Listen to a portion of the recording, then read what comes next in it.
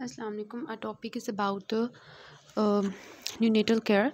इसको हम करेंगे before starting the neonatal sepsis कि जब बच्चा पैदा हो जाता है, जब उसकी रिससिटेशन हम कर लेते हैं, बिल्कुल वो मतलब ज़िंदा होता है। अब उसके बाद उसको हमने कैसे केयर करनी है, उसकी मदर को क्या बताना है और हमने उसको मदर को क्या समझा के भेजना है कि आपने अपने बच्चे की कैसे केयर करनी है और साथ में हमने कैसे उसकी केयर करनी है ताकि बच्चा जो है वो ज़िंदा रहे।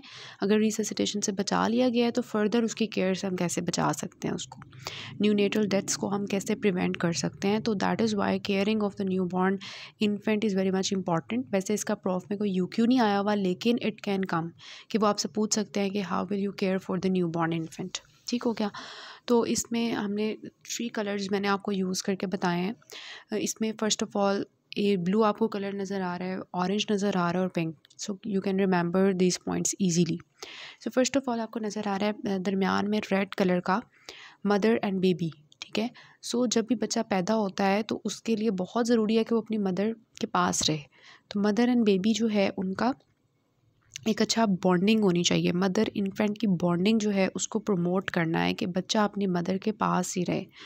नेक्स्ट चीज़ आती है, यहाँ पर ब्लू में आ जाएं कि नेक्स्ट चीज़ जो हमारी आती है दैट इज़ के हमारी जो बच्चा है उसको ब्रेस्ट फीडिंग जो है वो स्टार्ट करवाई जाए। ठीक है। ब्रेस्ट फीडिंग जो है वो स्टार्ट करवाई जाए। और ब्रेस्ट फीडिंग जो है वो कब स्टार्ट की करवाई जाए, वैसे तो हम कहते हैं कि पहले 1 घंटे के अंदर अंदर जैसे ही बच्चा पैदा होता है उसको ब्रेस्ट फीडिंग स्टार्ट करवा दी जाए। लेकिन ज़्यादातर जो हम स्टार्ट करवाते हैं वो पहले 2 से 3 घंटे जो होते हैं लाइफ के, जब वो पैदा होता है तो हम ब्रेस्ट फीडिंग स्टार्ट करवा देते हैं। और ब्रेस्ट फीडिंग जब हमने पहली दफ़ा करवाई है, मतलब कि बच्चा पैदा हुआ है 2 से 3 घंटे के अंदर हमने पहली ब्रेस्ट फीडिंग करवाई है, तो फर्दर ब्रेस्ट फीडिंग कैसे करवानी है मदर को बताना है। इसको ऑन डिमांड, जब बच्चे को लगे भूख लगी है तो 2 से 5 घंटे के अंदर नेक्स्ट फीड दो, फिर 2 से 5 घंटे के बाद नेक्स्ट फीड दो। तो ये मदर को समझाना है हमने। अब ब्रेस्ट फीडिंग कब स्टार्ट करवानी है, मैंने बताया 2 से 3 घंटे के अंदर अंदर। सबसे अच्छी बात यह है कि आप पहले घंटे के अंदर अंदर जो है 1 आवर के अंदर अंदर स्टार्ट करवा दो। ठीक है। तो हमें कैसे पता चलेगा बच्चा पैदा हुआ है और हमने उसकी ब्रेस्ट फीडिंग करवानी है और बच्चा ब्रेस्ट फीडिंग कर सकता है। और ठीक है। तो उसके लिए उन्होंने आपकी बुक में कुछ चीज़ें लिखी हैं, मैं सारा कुछ आपको बुक से ही बता रही हूँ कि बच्चा अगर अलर्ट है, उसकी कोई एब्डोमिनल डिस्टेंशन नहीं है, उसकी ऑस्कल्टेशन हमने की है बाउल साउंड्स की और वो बिल्कुल ठीक हैं, वो नॉर्मल क्राई कर रहा है, नॉर्मल उसको भूख लग रही है, तो इसका मतलब बच्चे को हम ब्रेस्ट फीड करवा सकते हैं। ठीक है। तो डिलीवरी रूम के अंदर अंदर ही हमने ब्रेस्ट फीडिंग जो है उसको काउंसलिंग करना है मदर को और वो स्टार्ट करवा देनी है। ठीक है। दूसरी बात आती है ब्रेस्ट फीडिंग के बाद टीचिंग, कि हमने मदर की करनी है टीचिंग। ठीक है। मदर को समझाना है कि आपने अपने बच्चे की कैसे ख्याल रखना है। तीसरी चीज़ आती है SS, मतलब skin to skin contact. Skin to skin contact with the mother. Baby को skin to skin kangaroo mother care क्यों ज़रूरी है, हमने पहले पढ़ा था रिससिटेशन में, ताकि बच्चा जो है वो वार्म रहे, उसकी बॉन्डिंग जो है वो अपनी मदर के साथ अच्छी रहे। ठीक है। उसके बाद आता है हमारे जो है ये चीज़ें हो गई, breast feeding, teaching of the mother और skin to skin contact to keep the baby warm. ये 3 चीज़ें करने के बाद आपके आ जाते हैं जो हमने डॉक्टर्स ने करनी है, इन जो उसको मेडिकेशंस वगैरह देनी है। ठीक है। तो फर्स्ट ऑफ ऑल इज़, और इनसे अब शुरू हो गए हैं ये 3 चीज़ें, विटामिन के, हेपेटाइटिस बी और एंटी डी। ठीक है। First of all is vitamin के। विटामिन के हम क्यों देते हैं, क्योंकि यू नो दैट के बच्चे के अंदर विटामिन के जो है सच नहीं होता और उसकी वजह से ख़तरा होता है कि haemolytic disease of new born हो जाए। ठीक है। Haemolytic disease of new born मतलब हेमोलिसिस शुरू हो जाए। तो विटामिन की के जो है ये क्या करता है कि कोगुलेशन करवाता है, ब्लीडिंग को रोकता है। तो हमने विटामिन के का इंजेक्शन जो है वो बर्थ के 2 से 4 घंटे के बाद जो है वो दे देना है। ठीक है। फिर विटामिन के के बाद आता है hepatitis B vaccine. Hepatitis B जो है वो हम सब बच्चों को, सब न्यूबॉर्न्स को देते हैं जिनका वेट जो है, बर्थ वेट, वो 2 kg से ज़्यादा है। ठीक है। अगर मदर को hepatitis B surface antigen positive है तो हमने जो है साथ में हेपेटाइटिस बी की वैक्सीन के साथ साथ हेपेटाइटिस बी की इम्यूनोग्लोबुलिन भी देनी है। ठीक है। एक टांग के ऊपर हेपेटाइटिस बी की वैक्सीन और दूसरी टांग के ऊपर हेपेटाइटिस बी इम्यूनोग्लोबुलिन। ठीक हो गया। वैसे हमने सिर्फ वैक्सीन देनी है, लेकिन अगर मदर को हेपेटाइटिस है तो फिर हमने वैक्सीन के साथ साथ इम्यूनोग्लोबुलिन भी दे देनी है। ठीक हो गया। फिर होता है हमारे पास के एंटी डी हम किसको देंगे? सबको तो नहीं देंगे। जो मदर जो है RH नेगेटिव है और उसका बच्चा जो है वो RH पॉजिटिव है, तो उस केस में हम ब्लड ग्रुपिंग करके, कूम टेस्टिंग करके हम मदर को जो है RH नेगेटिव मदर को एंटी डी इंजेक्शन दे देते हैं। ठीक है। तो ये 3 इंजेक्शंस हो गए, विटामिन के, हेपेटाइटिस बी और एंटी डी इंजेक्शन। अब आ जाता है सारा काम हमारा बेबी का। तो बेबी का जो सारे काम है वो मैंने आपको पिंक से लिख दिए हैं। ठीक है। फर्स्ट ऑफ ऑल कि बेबी की पोजीशन कैसी रखनी है, हमने मदर को समझाना है। एस्पिरेशन का रिस्क से बचाने के लिए मदर को समझाना है कि बेबी को सीधा आपने लटाना है, सुपाइन लटाना है या फिर राइट साइड पे लटाना है। ठीक है। ये बच्चे की पोजीशन होनी चाहिए। पोजीशन के बाद आता है बच्चे की क्लॉथिंग कैसी होनी चाहिए बच्चे को क्लॉथिंग और बेडिंग इतनी देनी है कि बच्चा कंफर्टेबल हो। ये नहीं है कि सर्दियाँ हैं तो आपने उसको जो है ना फुल भालू बना दिया है, ठीक है, बहुत ज़्यादा उसको कपड़े पहना दिए हैं। ठीक है। उसको कंफर्टेबल रखना है बच्चे को, और इतना करना है कि उसकी थर्मो न्यूट्रल इन्वायरमेंट हो, ना ज़्यादा हाइपरथर्मिया क्रिएट हो ना ज़्यादा हाइपोथर्मिया क्रिएट हो। थर्मो न्यूट्रल इन्वायरमेंट वाली उसको क्लॉथिंग देनी है। ठीक है। फिर होती है कॉर्ड केयर। ठीक है। बच्चे की जो एम्ब्लाइकल कॉर्ड है उसकी हमने कैसे केयर करनी है, तो उसके लिए क्या है कि we have the 1% chlorhexidine digluconate gel. ये रोज़ाना जो है हमने बच्चे की वहाँ पे लगानी है क्लोरहेक्सिडिन 7 दिन के लिए। ठीक है। उस कॉर्ड के ऊपर, ताकि बच्चे की कॉर्ड जो है वो साफ़ सुथरी रहे। और हमने बच्चे को जब हाथ लगाना है तो जो रिलेटिव्स हैं उनको भी समझाना है और मदर को भी कि हाथ आपके साफ़ सुथरे होने चाहिए, प्रॉपर हैंड वॉशिंग होनी चाहिए, फिर ही आप जो है बेबी को पकड़े। ठीक है। तो ये चीज़ आ जाती है। फिर वेट, लेंथ और हेड सर्कमफ्रेंस। बच्चे के जो वेट है उसको मेजर करना है, लेंथ मेजर करनी है और हेड सर्कमफ्रेंस मेजर करना है। बाथिंग, बच्चे को बाथ देना है कि नहीं। मदर कहे अच्छा बच्चा पैदा हुआ है मैं ज़रा इसको नहला लूँ, नहीं, मदर को समझाना है कि इसको बाथिंग आपने 6 to 24 आवर्स के दरमियान में देनी है, मतलब 6 घंटे के बाद, पैदा होने के 6 घंटे के बाद। ठीक है। 1 दिन से पूरा होने से पहले पहले आप दे सकते हैं, क्योंकि अगर हम जो है वो पहले ही बाथिंग दे देंगे तो न्यूनेटल हाइपोथर्मिया होने के बहुत ज़्यादा चांसेस हैं। तो ये सारे वो पॉइंट्स हैं जो आपने केयर ऑफ़ न्यूबॉर्न में याद रखने हैं। फ़र्स्ट ऑफ़ ऑल जो पिंक से ब्लू से हाईलाइट हुए हुए हैं, सबसे पहले मदर और बेबी की बॉन्डिंग है जो रेड से हाईलाइट हुई हुई है। फिर ब्लू से we have the breast feeding, mother की टीचिंग और स्किन टू स्किन कांटेक्ट। उसके बाद 3 इंजेक्शंस हैं, विटामिन के का, हेपेटाइटिस बी वैक्सीन और एंटी डी प्रोफिलैक्सिस। और फिर बच्चे की पोजीशन जो मैंने आपको बताई कैसी होनी चाहिए, बच्चे की क्लॉथिंग कैसी होनी चाहिए, बच्चे की कॉर्ड केयर कैसी होनी चाहिए, उसको हैंडलिंग कैसे करनी है प्रॉपर हैंड वॉशिंग के साथ। फिर उसकी जो है वेट, लेंथ और हेड सर्कमफ्रेंस हमने मेजर करना है, और उसकी बाथिंग कब करनी है, कब उसको नहलाना है। ठीक हो गया। So this is all the point, these are all the points which have to be actually remembered in the main steps for the newborn care. उसके बाद आ जाता है कि नॉर्मल जो टेम्परेचर होता है एक न्यूबॉर्न इन्फेंट का, वो होता है 36 to 36.5 डिग्री सेल्सियस के दरमियान में। ठीक है।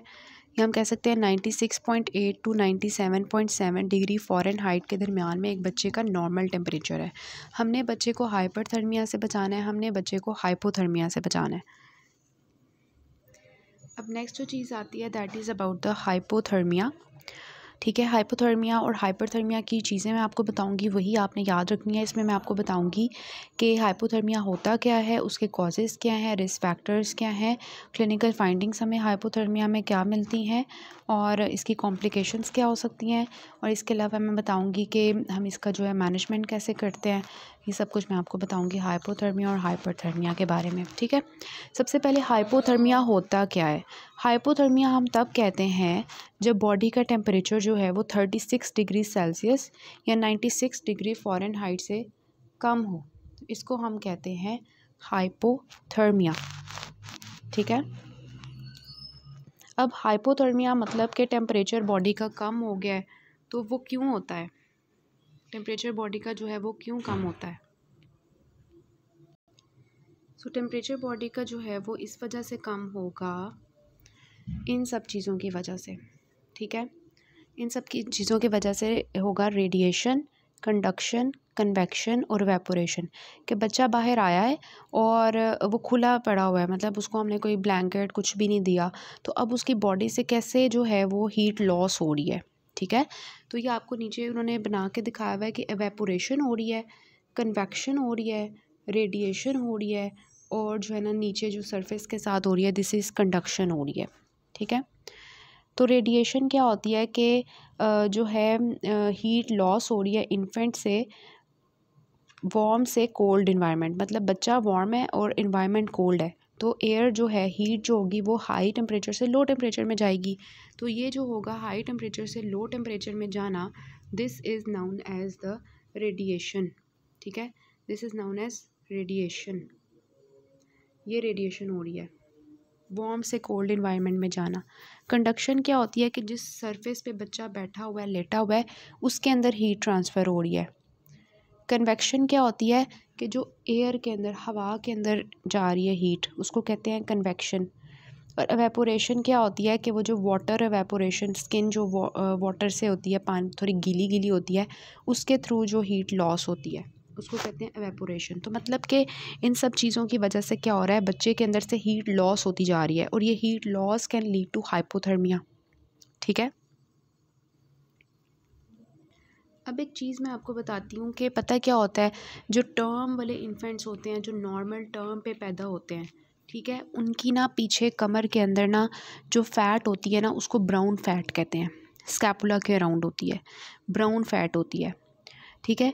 वो ब्राउन फ़ैट जो होती है ना, उसमें एक तो वेजल्स भी बहुत ज़्यादा होती हैं, मतलब ब्लड वेजल्स बहुत ज़्यादा होती हैं, और सिंपैथेटिक न्यूरॉन्स जो हैं वो भी बहुत ज़्यादा होते हैं, ठीक है। ब्राउन फ़ैट है और उसमें बहुत ज़्यादा जो है क्या है, ब्राउन फ़ैट के अंदर बहुत ज़्यादा क्या है, वी हैव द वेजल्स, ठीक है, वैस्कुलराइज्ड है वो, और इसके अलावा सिंपैथेटिक न्यूरॉन्स हैं उसके अंदर।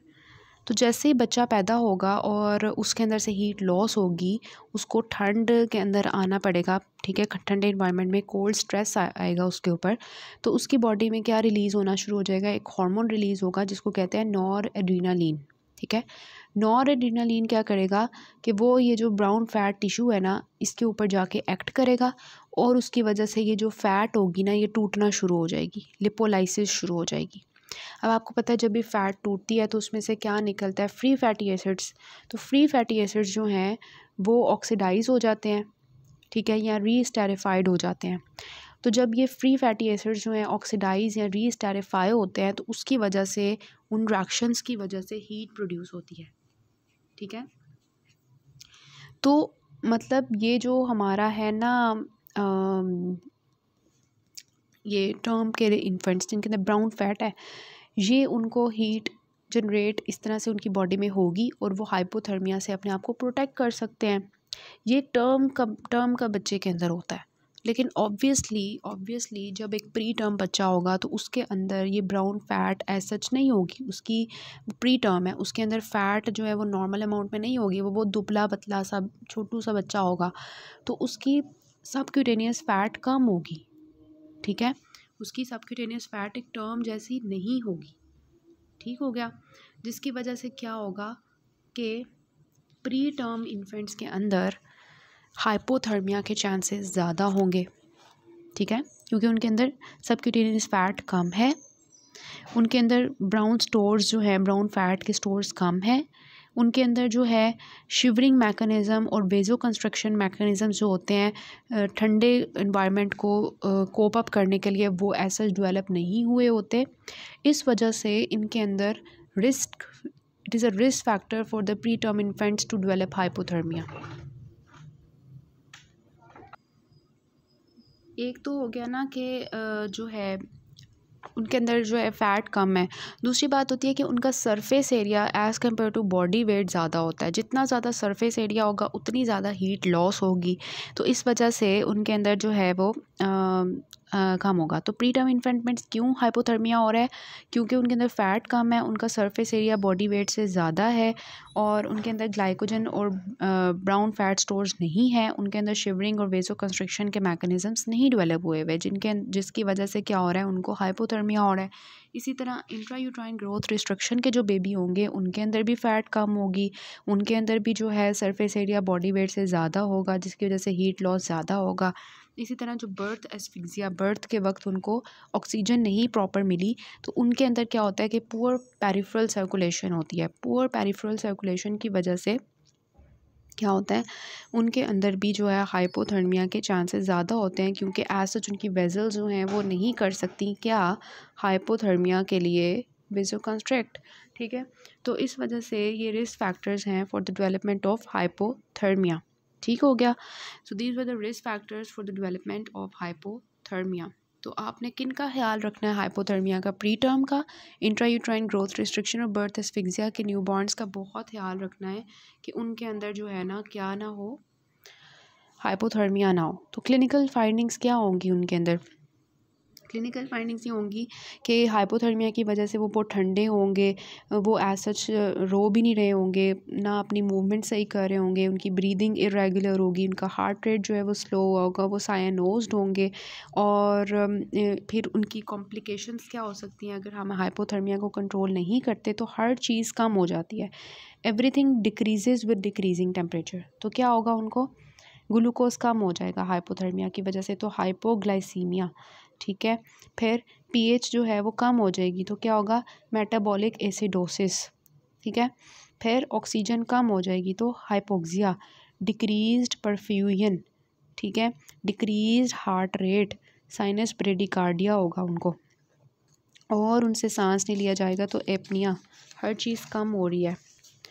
ठीक है, और 3 ब्लड इश्यूज़ होते हैं इनके अंदर। 3 ब्लड इश्यूज़ क्या होते हैं? एक तो बाकी चीज़ें कम हो रही है ना, 3 जो है ना ब्लड के रिलेटेड इश्यूज़ हैं। 3 ब्लड से रिलेटेड क्या इश्यूज़ हैं? उनके अंदर डीआईसी होगा हाइपोथर्मिया के बच्चों में, उनके अंदर इंट्रा वेंट्रिकुलर हेमरेज होगा, मतलब वेंट्रिकल्स के अंदर हेमरेज हो जाएगा, या उनके अंदर लंग्स के अंदर हेमरेज हो जाएगा। ठीक है, तो 3 ब्लड इश्यूज़ हैं, DIC, intravascular haemorrhage, intraventricular haemorrhage और पल्मरी हेमरेज। और इसके अलावा बाकी चीज़ें क्या हैं? हर चीज़ कम हो रही है, hypoglycaemia, metabolic acidosis, hypoxia, decrease perfusion, decrease heart rate, apnoea. So these are the complications of hypothermia. ठीक है, फिर आती है व्हाट इज़ द मैनेजमेंट, कि हमने इन हाइपोथर्मिया के बच्चों का कैसे ख्याल रखना है। We know the risk factors, we know the clinical findings, हमने रूल आउट कर लिया, and we know the complications, we have to prevent the complications, बच्चे के अंदर ना हो ये सब चीज़ें। तो हम क्या करेंगे? First of all best management is prevention, कि हम उनके अंदर हाइपोथर्मिया होने ही ना दें। फिर रिमूव द प्रेसिपिटेटिंग कॉज, जो कॉज है उसको रूल आउट करें, उसको प्रेसिपिटेटिंग इवेंट को दूर करें। ठीक है, लाइक जो भी प्रेसिपिटेटिंग फैक्टर है उसको हम दूर करें। ठीक हो गया। उसके बाद क्या है कि बच्चे को बाथ नहीं देना, मैंने आपको बताया 6 to 24 आवर्स के दरमियान में देना है, उससे पहले नहीं देना। ठीक है, उसके बाद बच्चे को जब पैदा होता है तो उसको हमने ड्राई करना है, जो हमने रिससिटेशन में भी किया था।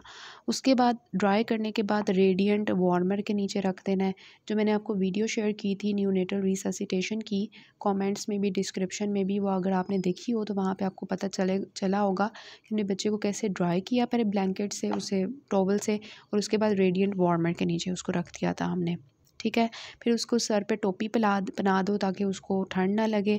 ठीक है, इसके बाद जो है हमने रूम टेम्परेचर को मैनेज करना है कि जिस रूम में वो है वहाँ पे उसका टेम्परेचर जो है वो 23 to 24 डिग्री सेल्सियस के दरमियान में रहे, इससे कम ना हो। ठीक है, उसके बाद जो है अगर ज़्यादा हाइपोथर्मिया हो गया तो टेम्परेचर 24 से ज़्यादा कर दो रूम का, 26 to 28 डिग्री सेल्सियस। फिर हमने उसको जो है अगर तो फुल टर्म है, ठीक है, ये नीचे लिखा हुआ है, अगर फुल टर्म है तो उसको हम क्या करेंगे, रेडिएंट वार्मर के नीचे रख देंगे। अगर प्री टर्म है और हाइपोथर्मिया है तो उसके इसमें हम उसको इंक्यूबेटर में रख देते हैं। आपको पता है ना, कुछ बच्चे पैदा होते हैं तो हम कहते हैं हमने उसको अभी इंक्यूबेटर में रखा हुआ है। तो नॉर्मल बच्चों को जो प्री टर्म होते हैं उनको हम रेडिएंट वार्मर में रखते हैं, अगर प्री टर्म होगा तो उसको हम इंक्यूबेटर में रखते हैं। ठीक है, और अगर बच्चे को डीआईसी डेवलप हो रही है, सेप्सिस डेवलप हो रही है, तो हम उसकी मैनेजमेंट करेंगे। So this is how we manage कि हमने बच्चे का कैसे ख्याल रखना है, हाइपोथर्मिया से प्रिवेंट करना है, ठीक है। फिर होती है हाइपरथर्मिया कि टेम्परेचर जो है वो ज़्यादा हो गया। हाइपरथर्मिया टेम्परेचर ज़्यादा हो गया। हाइपोथर्मिया में क्या था, टेम्परेचर जो था वो कम था, 36 डिग्री सेल्सियस से कम था। हाइपरथर्मिया में क्या होगा, हाइपरथर्मिया हम कब कहेंगे, जब टेम्परेचर जो है बॉडी का 37.5 डिग्री सेल्सियस से ज़्यादा है या 99.5 डिग्री सेल्सियस डिग्री फ़ारेनहाइट से ज़्यादा है, ठीक है।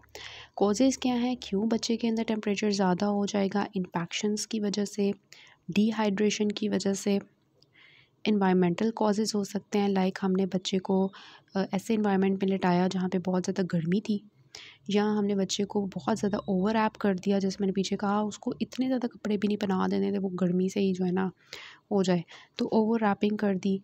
और मदर को डिलीवरी के वक्त क्या था, फ़ीवर था, तो इन सब की वजह से क्या होता है, उसके अंदर हाइपरथर्मिया हो जाता है। अब हाइपरथर्मिया की भी कॉम्प्लिकेशंस हैं, जैसे हमारी हाइपोथर्मिया की थी, तो क्या complication, so these are the complications of hyperthermia, जिसमें मेटाबॉलिक रेट ज़्यादा हो जाता है, टेकीकार्डिया हो जाता है, टेम्परेचर ज़्यादा होने की वजह से ब्रीदिंग ज़्यादा हो जाती है, dehydration, acidosis, brain damage and even can cause death. So हमने कैसे मैनेज करना है हाइपरथर्मिया को, कि जो कॉजेटिव फैक्टर है उसको हमने रिमूव करना है, लाइक उसके कपड़े जो है वो थोड़े से कम करने हैं, ओवर रैपिंग नहीं करनी, और उसको जो है डिहाइड्रेशन से बचाना है, इन्फेक्शन से बचाना है, इन्वायरमेंटल टेम्परेचर उसका स्टेबल रखना है, उन सब कॉजेज़ को हमने रिमूव करना है। अगर इन्फेक्शन है तो उसको ट्रीट करना है, अगर सेप्सिस है तो उसको स्क्रीन आउट करके ट्रीट करना है, अगर कोई हीटर चलाया हुआ है उसको बंद करो, हीट सोर्स को टर्न ऑफ करो, अगर उसने एक्सेसिव क्लॉथिंग पहनी हुई है तो उसको रिमूव करो। और इसके अलावा फ़ीवर के लिए यू नो दैट हम पैरासीटामोल देते हैं, और इसके अलावा जो है ठंडा जो है स्पॉन्ज बॉथिंग करते हैं, टैपेड वाटर स्पॉन्ज बॉथिंग, जिससे टेम्परेचर थोड़ा स्टेबलाइज होता है। So this is how we care for the newborn and maintain its temperature, maintain the temperature between the normal temperature which is actually what 36.5 to 37.5। ना हमने hypothermia में लेके जाना है ना हाइपरथर्मिया में, और किस तरह से हमने उनको मैनेज करना है, ठीक है। तो थर्मो न्यूट्रल इन्वायरमेंट क्या होता है, it is a temperature, environmental temperature at which the heat production and oxygen consumption is minimal, के हीट प्रोडक्शन और ऑक्सीजन कंजम्पशन मिनिमल है, yet the core temperature is maintained with the normal range, ठीक है। तो ये हमारा thermo neutral environment होता है। अब नेक्स्ट पार्ट से हम करते हैं nutritional management of new born, कि बच्चे की हमने न्यूट्रिशन का कैसे ख्याल रखना है।